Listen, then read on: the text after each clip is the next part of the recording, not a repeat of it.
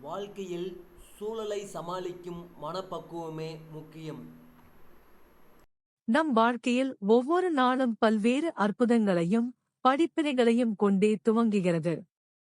என்னதான் நாம் பல்வேறு திட்டங்களோடு ஒவ்வொரு நாளையும் தொடங்கினாலும் கூட, அந்த நாளின் முடிவில் நமக்கு கிடைக்கும் அனுபவங்கள் நிச்சயம் ஒரு அனுபவத்தையும் படிப்பினையையும் கொடுத்துதான் நிறைவடைகின்றன. அப்படி முடிவடையும் நாட்களின் இறுதியில் கையில் எழுதுகோலை பிடிக்கும் போதெல்லாம் நம்மையே அறியாமல் நம் முன் பல மனிதர்களது மனதுகள் விரிந்து கிடக்கின்றன. ஒவ்வொரு நாளும் ஆசிரிய பணியில் பல்வேறு மாணவர்களை சந்திக்கிறோம்.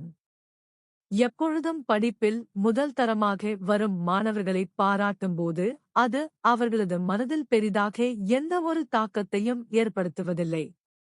ஆனால் அதுவே படிப்பில் பின்தங்கியுள்ள மாணவர்களை ஒரு வார்த்தையை மிகச் சரியாக எழுதியதற்காக பாராட்டும்போது அவர்களுக்கு கிடைக்கும் தன்னம்பிக்கையும் மகிழ்ச்சியும் அளவிட முடியாததாக உள்ளது. இதை அடிப்படையாகக் கொண்டு தொடரும் கற்பித்தல்கள் ஒவ்வொரு மாணவரிடம் அவருடைய மனதின் உள்ளார்ந்த ஆர்வத்தை அறிந்து கற்றுக் கொடுக்க வேண்டும் என்ற ஆர்வத்தை தூண்டுகிறது. மாணவர்களுக்கு கற்றுக் கொடுப்பதோடு மட்டுமல்லாமல் இன்றைய சமூகத்தின் மீதான அவர்களுடைய எண்ணங்களை நினைக்கும்போது மிகவும் பிரமிப்பாக உள்ளது. அன்று ஒரு நாள் ஒரு மாணவி வகுப்பறையில் உட்கார்ந்து அழுது கொண்டிருந்தாள். அவள் அருகே சென்று என்னவென்று விசாரித்தபோது அந்த மாணவி கூறிய பதில் மனசுக்கு மிகவும் நெருக்கமாயிருந்தது. அந்த மாணவியும் அவளுடைய தம்பியும் ஒரே பள்ளியில் படிக்கிறார்களாம். பள்ளிக்கு தாமதமாக வந்ததால் இருவரும் மைதானத்தில் தடுத்து நிறுத்தப்பட, சிறிது நேரத்தில் அந்த மாணவி மட்டும் வகுப்பறைக்கு வந்துவிட்டார். ஆனால் அந்த மாணவியின் தம்பி அங்கேயே நிறுத்தப்பட்டிருப்பது அறிந்து, என்னுடைய தம்பி யாரிடமும் அதிகமாக பேச மாட்டான். அவன் இயல்பிலேயே அமைதியான சுபாவம் கொண்டவன்.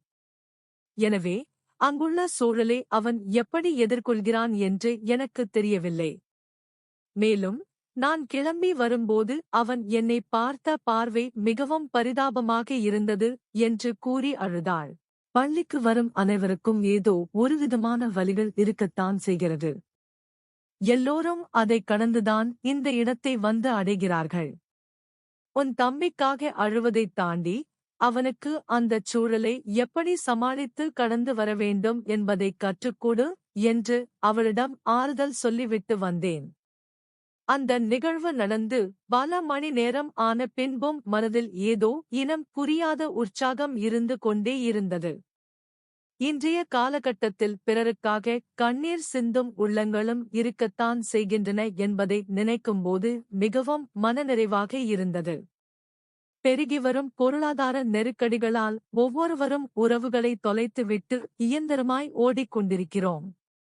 இத்தகைய காலகட்டத்தில் இன்னொருவருக்காக நம் மனதை வருத்திக் கொள்ளும் பண்பு என்பது மிகவும் வரவேற்புக்குரியதுதான். நம் கண் முன் எவ்வளவோ கசப்பான அனுபவங்களைப் பார்க்கும்போது இந்த மாதிரியான சில ஆத்மார்த்தமான நிகழ்வுகள்தான் நாம் இன்னும் மனிதனாகத்தான் வாழ்ந்து கொண்டிருக்கிறோம் என்பதை மனதிற்கு நெருக்கமாக சொல்லிக் கொண்டிருக்கிறது. Thanks for watching this video. Please subscribe our channel. Thank you.